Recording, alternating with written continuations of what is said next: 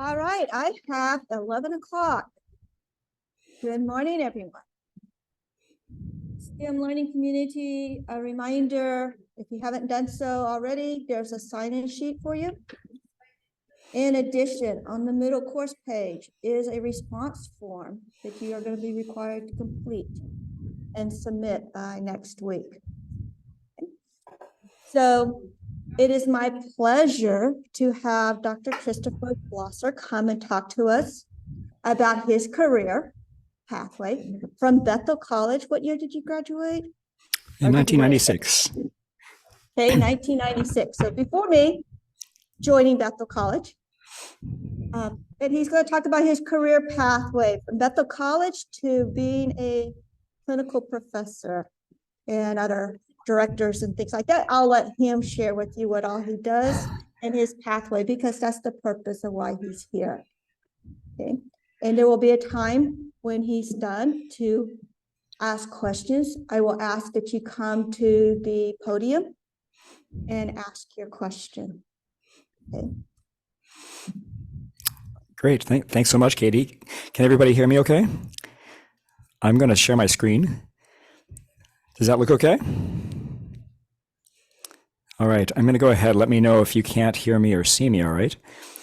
I really first want to thank Dwight and Katie for inviting me to speak. It's truly a joy and an honor to have the opportunity to speak with you about part of my journey. And did we want to switch to this camera at the moment?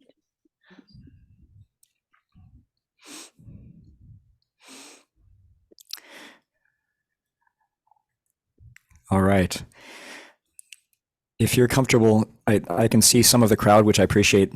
And what I'm hoping to do is to share a bit of my experience, and it'll be about 30 minutes of my thoughts, just so that we can create a framework for your questions. I truly do welcome any questions that you might have. I always believe that we should do our work and our lives with transparency. And so my disclosures that I think are slightly relevant to what we're talking about include the research funding that I have from a couple of foundations, who I'm very thankful for, have supported parts of my research. And I'm also an editorial board member and direct the editorial fellowship for the American Journal of Transplantation. I was hoping that we could talk for a little bit about my journey of where I've been and where I am now, and how Bethel College really provided the basis for my life and vocation. And I think with that, we can think about how we each contribute to helping people have better lives. This starts for me way back many years ago. And in the back row of this photograph is my mother. So my mother's name was Jan Lee, and you'll notice my father is online. He lives in Goshen, Indiana. My parents chose to move to Zambia as a part of MCC in the early 70s. My mother taught in a nursing school that had been there for many years, and my father taught at a secondary school. I came along within the year, and naturally, that experience of living in southern portions of Africa influenced me in ways that I couldn't even measure for years to come. That includes that when I was born, my mother didn't know that she had a genetic kidney disease and developed an infection with my birth, and thankfully recovered, but it actually was severe enough that my parents moved back with me to North America. I have had the chance to return to Zambia since then, and we can talk about that later. So then, after returning to North America, we had the opportunity to live in a number of places, mostly in the Midwest. Lived in Manitoba before moving to Kansas. And my father taught at Heston College for about 21 years. My mother also taught at Bethel College as one of the nursing professors and was chair of the nursing department for multiple years before her health deteriorated. But this was all something that was being learned as we lived. So this is a photograph that naturally makes me both embarrassed and proud at the same time, based on the fashion. But this was a photograph taken, I believe, in 1987, and my grandparents and great-grandmother are sitting on the couch with my aunt. My aunt was my mother's sister, and both of them inherited the same kidney disease from their mother. Their mother had died when she was 36. The disease they had did not have a name at that time, and she was told, or I should say my family was told, that she died of lymphoma, a type of B-cell immune cell cancer. The truth is she probably died of the polycystic kidney disease that my mother and aunt inherited. It is an autosomal dominant disease. It is the most common genetic disease. Kidney disease is the most common genetic kidney disease in the world. And so I had a 50-50 chance of inheriting that same disease that my mother had. Thankfully, I'm living today without that and don't need to worry about it being passed on to future generations within our family. My brother and sister were adopted after I came along, in part because of this concern for genetic transmission of the disease. And so many things have naturally happened in the course of my life, like yours. My father taught art at Heston and then moved to Goshen College, where he taught many more years before retiring. And I definitely want to acknowledge how important my father has been in my work and my life. And these are two of his impressive paintings. So he paints watercolor, oil, also drawings. And there's nothing like tying the art with the science for the sake of our lives. Early on, I was introduced to the statement from Albert Einstein that was actually a quote that he is given credit for in responding to a student asking, how can the student be successful? And Albert Einstein said, try not to be a person of success, rather become a person of value. And I think each of us have the opportunity to then identify what our values are, what our priorities are based on those values, and to pursue those. And I have to say that Bethel was incredibly positively impactful on my opportunities to figure out who I am. And part of that was the liberal arts exposure, the challenge to think critically. But it wasn't in the traditional sense that always comes in the classroom. Naturally, the classrooms are incredible, in part because of the size, and in part because of the professors. I have to say that all of my years of working in various academic institutions, the Bethel professors and administration stand out as very excellent. In addition to the critical thinking skills that grow with that exposure, the opportunities to travel and be exposed to new ideas and new parts of the world came through interterm. And I had the chance to travel and learn in Central America and travel with the choir to Russia and Eastern Europe. And those were incredibly valuable. And I would encourage you to do that if you can. When I was going through my experience at Bethel, it wasn't just the academics, it was also the extracurricular experience. And I had the chance to play soccer all 4 years, to sing in the choir, to participate in student government, and also help tutor and where possible support other students in their learning. And I definitely gained just as much as I hopefully offered. In this photograph, I have to say that one of my favorite things to do in my free time was play ultimate frisbee on the green. And I don't know if that's still allowed, but I have to say it was incredibly positive for me to have that free time with friends. My senior project actually grew out of my desire to learn more about healthcare. And so I began by shadowing John Jantz, who is a pediatrician in Newton. Some of you may know him. He was very gracious in letting me shadow.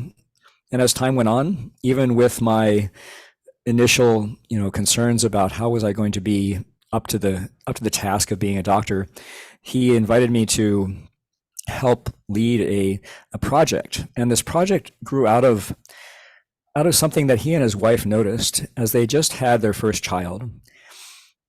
You may know that every infant is measured for their developmental capacity to do very fundamental tasks as they grow.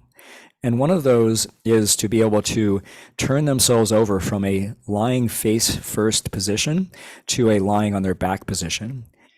And what had changed in the course of the few years before we did this research was that sudden infant death syndrome was an increasing problem. And because of that, the National Society of Pediatrics recommended that all children be put to sleep on their backs to prevent sudden infant death syndrome.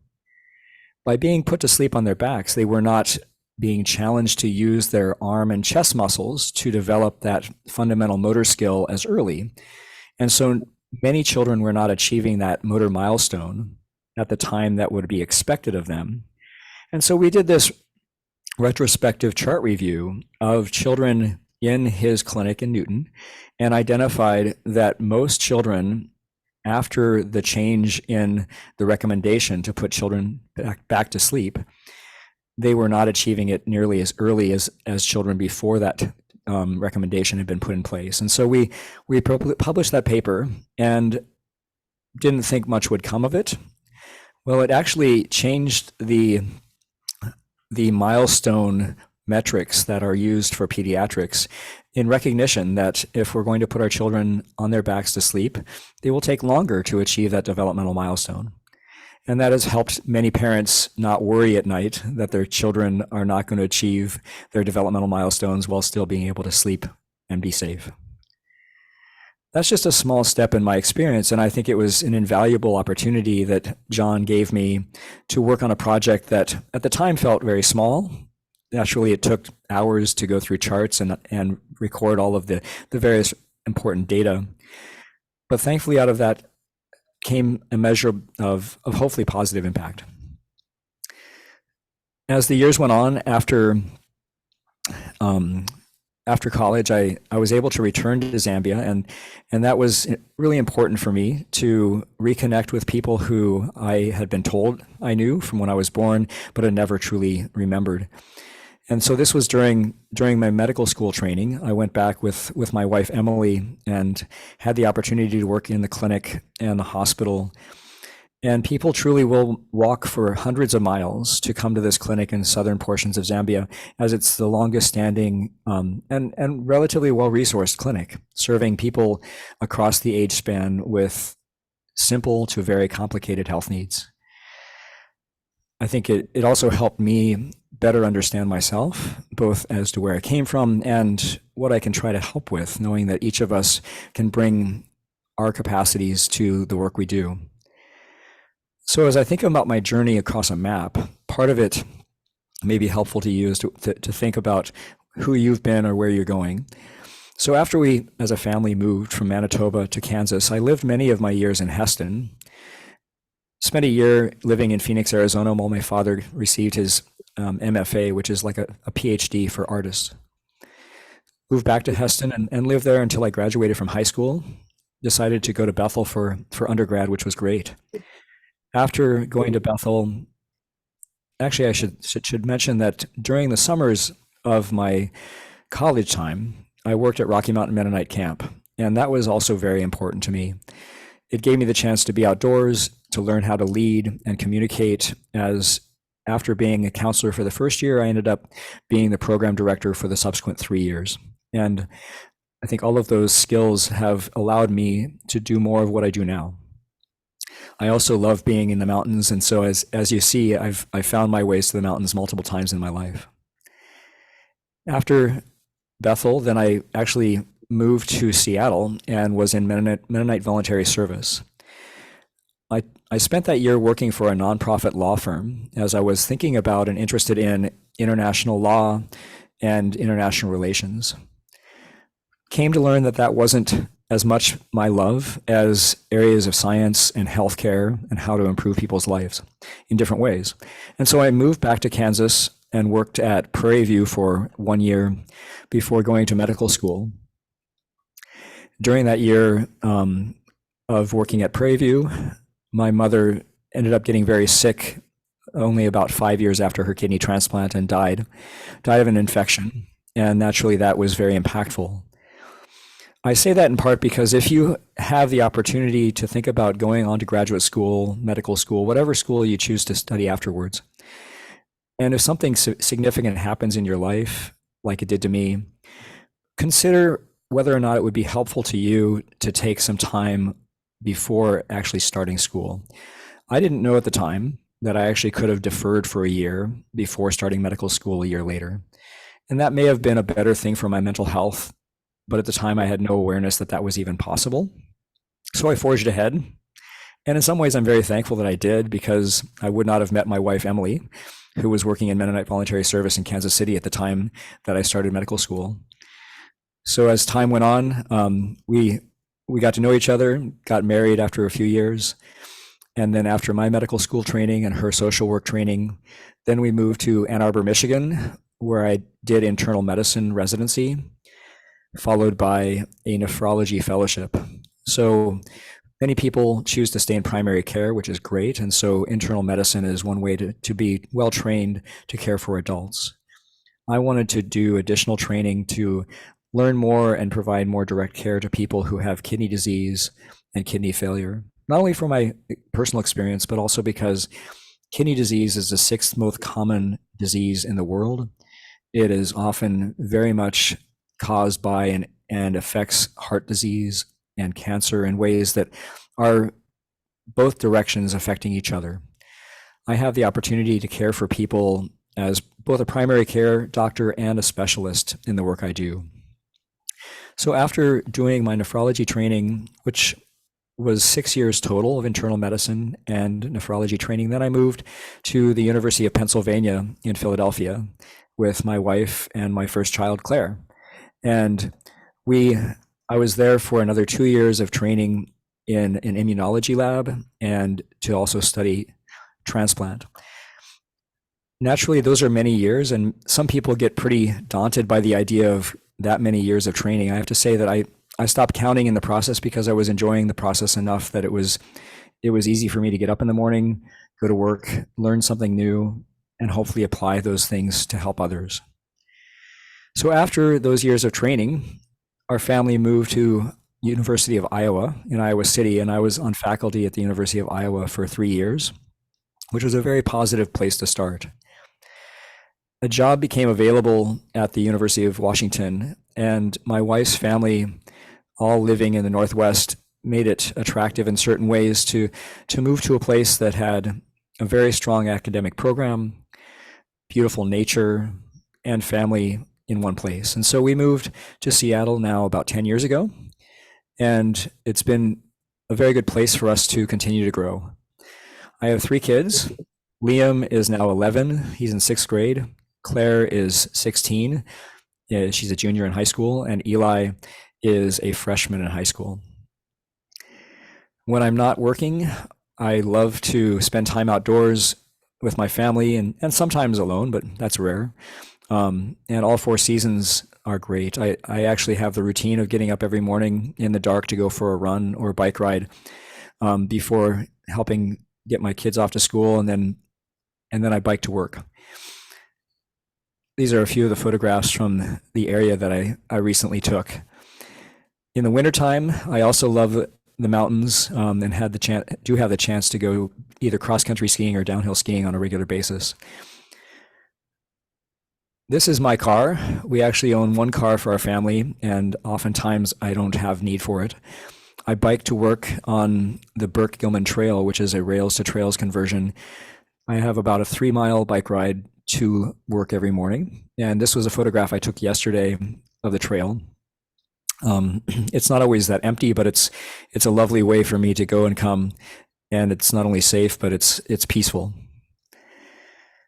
It gives me the chance to think about life and work when I'm commuting, but also just to relax. And with my goal of improving people's lives, it's based on the relatively traditional, but I think still strong standing tripartite mission of academic medicine, where there's clinical care, research, and education all happening together to help improve people's lives. And each of us do different components of that to a greater or lesser extent. For me, I do a lot of patient care across different areas. That includes providing patient evaluations for people who have kidney disease and may need a kidney transplant. I care for people who have received kidney transplants forever, meaning as long as they have an ongoing functioning kidney transplant, I have the chance to be their transplant doctor and often am helping to lead fundamental decisions about their care with them and their other providers. That means that I get to know people for decades, and it's a really meaningful part of my work. We'll talk more about some of my research, which is most focused on cancer in the setting of transplant because of the higher risks involved. I really do enjoy education and mentorship, which is a fundamental component of what I do. And so as I think about how I spend my time, I tried to break that down into more of like a pie chart, knowing that it's fluid, doesn't always stay this way, but for the most part, from week to week, month to month, about 17-20% of my time is evaluating people to see, are they healthy enough to benefit from a transplant? It could be a kidney alone. It could be a kidney and a pancreas transplant for those who have type 1 diabetes. It might be a kidney and a heart for someone who has severe heart disease plus kidney disease, or kidney and a liver transplant in the midst of certain liver diseases. So we do many different combinations of transplants to help people. And then I care for many of those people whenever I am on the inpatient service. Whoever gets transplanted during that time that I'm on service, I then take care of them in the clinic forever after that. So about 40% of my time is focused on post-transplant care in the clinics. Another portion of time is research, and naturally it's somewhere above 20%. I enjoy that, and it often overlaps with other areas. I have some administrative responsibilities related to components of the clinics I help to lead, as well as other components that are related to research and my editor role with the journal that I mentioned. Where does education land? Actually, in all of it. So for instance, yesterday morning, I helped to mentor an internal medicine resident in our clinic where she saw patients with me and we talked about each one. In the afternoon, I went over to the Benaroya Research Institute and gave a talk on some of the research I do and learned just as much as I hopefully offered in that context. So every day is different, and yet I see education covering all aspects of what I do. If we think for a minute longer about what I do and why I hope it's important, it relates a lot to how we as a country and as a world are dealing with an aging population. And as the population ages, more people are living with chronic conditions that can include diabetes, high blood pressure, heart disease, along with organ failure because of those chronic conditions. And as more people experience that type of problem, there's a need for care, but also an increased risk of other kinds of conditions that come with it. So there's greater cardiovascular disease and cancer in the setting of chronic kidney disease and end-stage kidney disease. Of course, that all is amplified as more people need transplants in the midst of those conditions. And so I naturally recognize that this is complicated. We try to break it down by understanding fundamental components from the aging process to the conditions that someone is living with. And part of what I really think is important and enjoy thinking about is the immune system.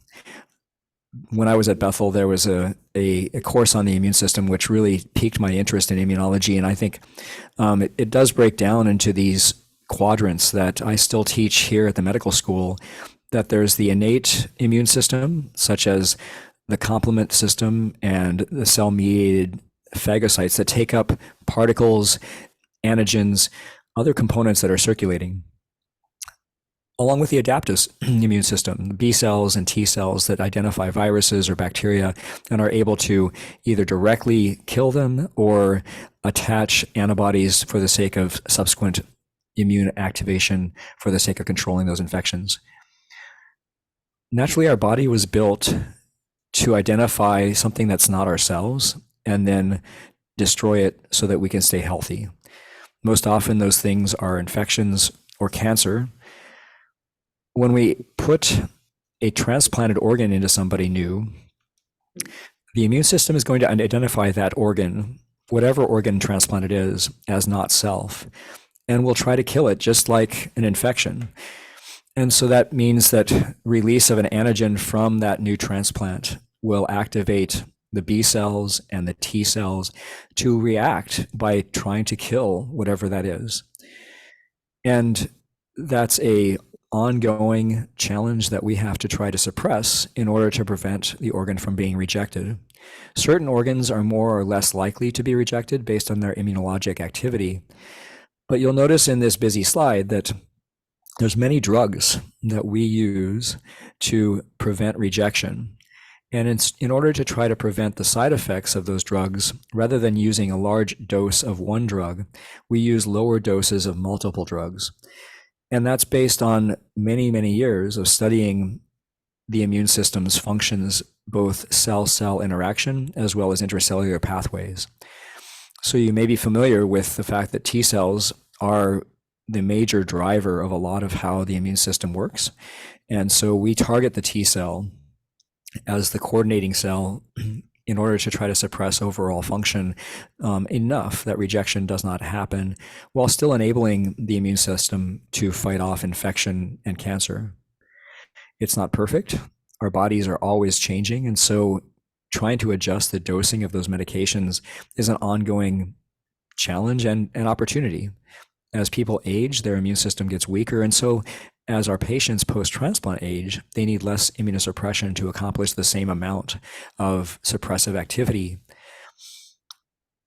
So I see the long-term care of people that I care for as a balancing act between preventing rejection or recurrent autoimmune disease, while also trying to prevent infection and cancer as side effects of the medications. I've been most focused in terms of studying cancer in the setting of transplant because people who are organ transplant recipients are 2 to 4 times higher risk for cancer compared with the general population. That means that 10 to 15% of all transplant patients will develop a cancer within 15 years of their transplant. And it's now become a significant cause of both morbidity and mortality.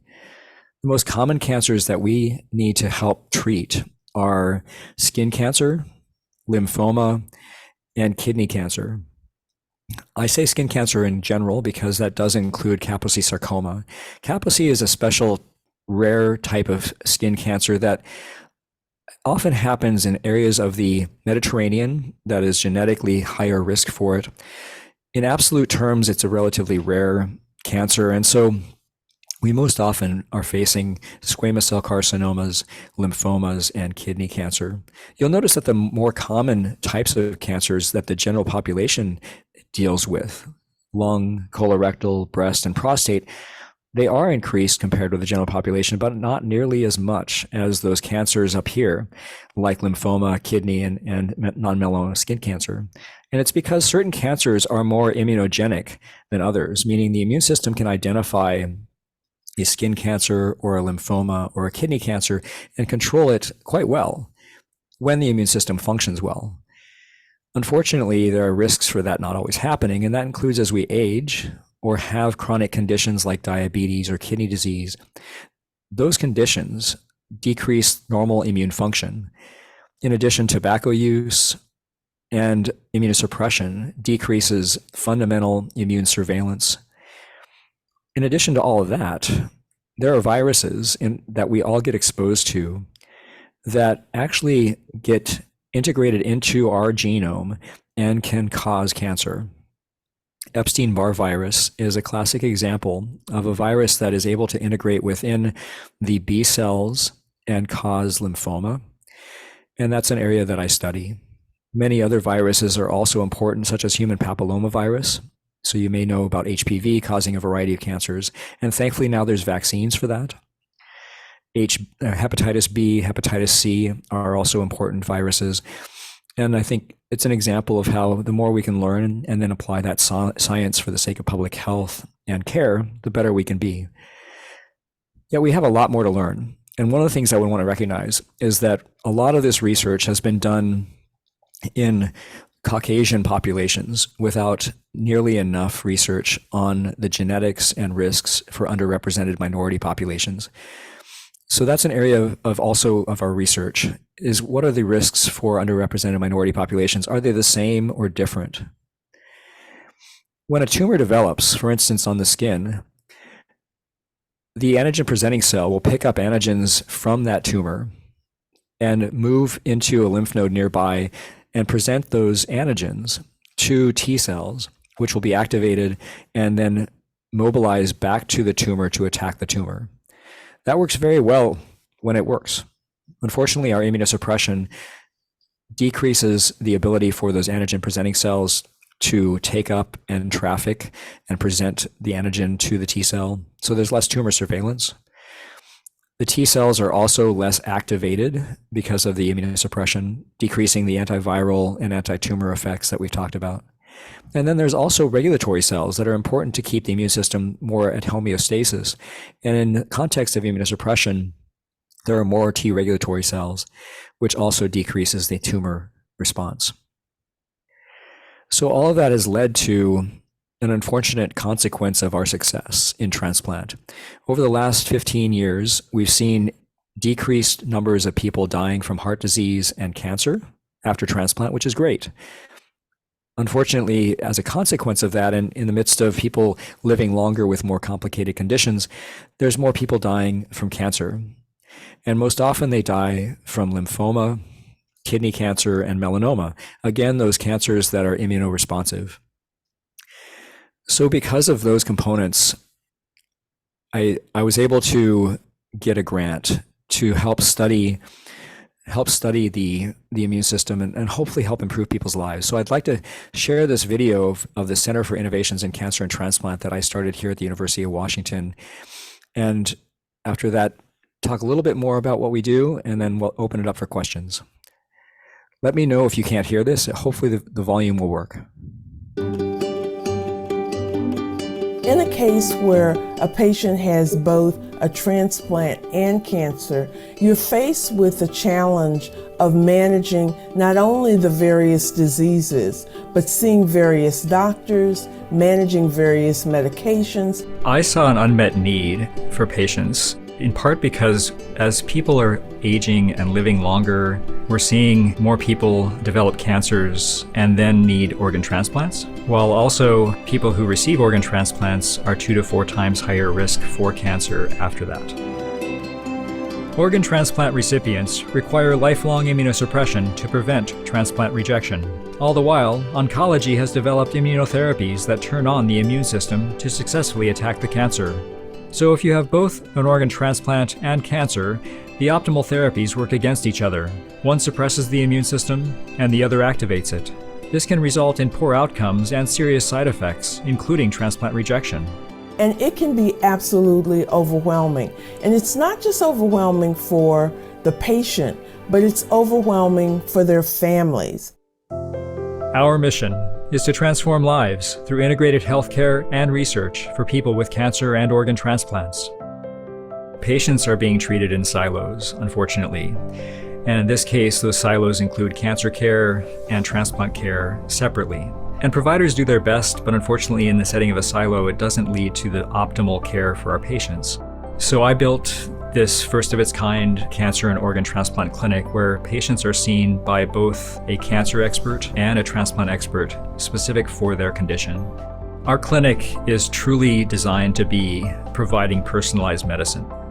The clinic applies the current knowledge to patient care, but we know this is not enough. More research is vital to improve patients' lives. The Center for Innovations in Cancer and Transplant is catalyzing research that will provide new options for patients and clinicians. We lead the only active national bioregistry that has patient data from cancer centers and transplant programs. We welcome patients, clinicians, and scientists to take part in the research through the bioregistry. The bioregistry facilitates 3 types of research: patient-reported outcomes, including impact of social determinants of health and racism on patients' lives; epidemiologic, examining risks and outcomes of cancer and organ transplant; translational, identifying new biomarkers and accelerating the detection and treatment of cancers in the high-risk transplant population. Our registry is a clinical registry with the ability to build in a biobank. By having more patients involved across the country or around the world, we'll be able to address the patient-related questions and concerns to directly improve people's lives. We want to make sure that all of the population is represented in the research so that we don't just develop research that's applicable for the privileged few, but it serves the larger patient community. I see the clinic and the research center to be complementary and overlapping. Whether you are pre-transplant or post-transplant, this is just such a novel approach. We can achieve our mission together. Donors contributing to our future, clinicians and scientists referring patients, submitting data, and collaborating on high-impact research, patients participating in research, and benefiting from personalized medicine. We are the Center for Innovations in Cancer and Transplant, and together we can build cancer-free transplant solutions.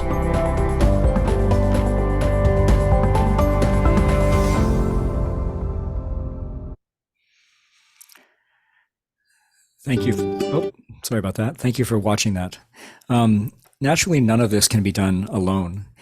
And so in the process of building the research center, I knew that we needed to have support, advice, in addition, experts in different areas to help us move this forward. And so I built a structure that includes a scientific advisory committee, people who are scientists with complementary perspectives and expertise to mine, along with a community engagement committee made up of patients who can provide us with input on whether our ideas are actually relevant and important to them. And so they provide us feedback on the papers we write, the grants we write, the questions we ask. They also help us get the word out so that the community, not just in Seattle, but around the world, can know more about what we're doing and hope to help more people. Barbara Kavanaugh is the research manager and Caitlin Gard is the research coordinator, and they do so much of the behind the scenes work that I definitely need to acknowledge that much of what we do is dependent on them. And it's also based on many other people who I work with. So we talked about the three dimensions of our research, including social determinants of health, epidemiologic research, meaning data research, and translational research, including studying elements of how cells work in tumors and in the body. And so each of those projects, each of those areas, I work with different team members who have complementary expertise to my own. And in addition to that, I get to learn from and work with oncologists and surgeons in the cancer and organ transplant clinic. And this clinic is at the Fred Hutch Cancer Center, which is a cancer center affiliated with the University of Washington here in Seattle. It's a bit across town, and so I ride a shuttle over there every time I go to the clinic, where we see people who have cancer before transplant or after. And the most common questions that they ask are, if they have a cancer before a transplant and they know they need a transplant, how long do they need to wait to be safe to get a transplant and then add the immunosuppression? Each person, each cancer is different, and so bringing the expertise from the appropriate oncologist based on their cancer type and the appropriate transplant doctor to bring that joint perspective allows us to better answer that question. In addition to that, we also often are asked questions about how to best treat a cancer after a transplant while keeping both the organ transplant alive and trying to conquer the cancer the best that we can so people can have the best quality of life. As I mentioned earlier, it includes a consideration for whether we can use immunotherapy, therapies that activate the immune system while preventing rejection. With a kidney transplant, there is the backup of dialysis, which is not as good a treatment for kidney failure, but it's there. For people who have a heart or a lung or a liver transplant, there is no dialysis. And so the risk of death from either cancer or organ rejection is obviously a fine line. And we'd like to continue to help each patient achieve the best quality and length of life possible, to learn with them about how to do that. And so these are most of the team members in the clinic, depending on the cancer type.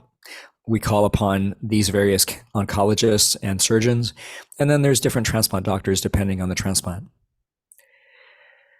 So I think at this point, I'll stop and say thank you to all the people that help me do this work and have given me the chance to do not only the work that I do now, but I honestly see this as a vocation. As I mentioned in the title, this is a journey that is based on a combination of passion to help others and an opportunity to continue to learn and grow together. So I will stop sharing my screen and welcome any questions you have. Thank you. A reminder, please come to the podium to ask your question.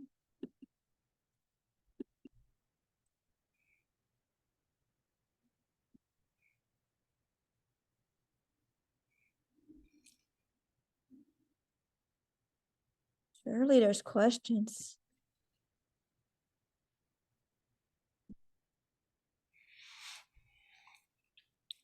Thank you for, can you hear me all right? I can, thank you. Thank you for speaking. Did you ever get imposter syndrome or anything like that throughout medical school or in your journey, and how did you deal with that? Yeah, it's a great question. And the answer is many times. I guess my initial response is if we don't get imposter syndrome, we probably need to check in with ourselves about our confidence and our ability. I think that we often have growing edges where we want to continue to learn, and yet the question of whether we're really capable of doing that comes up. I assure you that I surely have had imposter syndrome many times along the journey. And yet, because of support from others and also just going through it and proving to myself that I can do hard things, I've been able to move on to the next phase. And I wish and encourage each of you to keep trying new things even when they are hard.